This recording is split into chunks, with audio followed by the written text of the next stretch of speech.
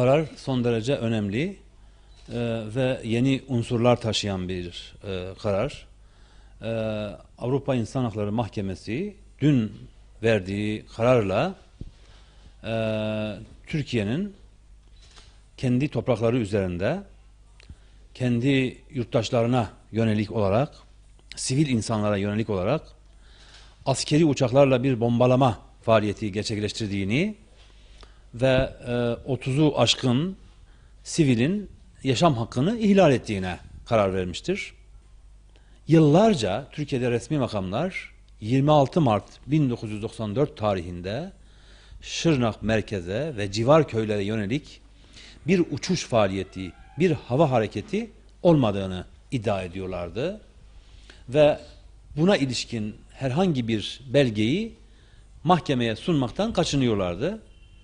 Bizim kendi çabamızla elde ettiğimiz uçuş faaliyetini ve bombalama faaliyetini gerçekleştiren uçakların uçuş faaliyetine ilişkin delilleri, belgeleri mahkemeye sunmamız üzerine mahkeme hükümetin belgeleri mahkemeden gizlediğine ve bu nedenle sözleşmenin 38. maddesini ihlal ettiğine karar verdi.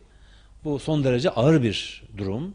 Çoğu çocuk, kadın ve yaşlı olmak üzere bu kadar çok sayıda sivil insanın hem de ülke toprakları içinde bir yerleşim birimini, yani iki köyü hedefleyerek bombalaması bu ölümden doğrudan resmi makamların sorumlu olduğuna hükmetmesi son derece ağır bir ihlal oluşturuyor.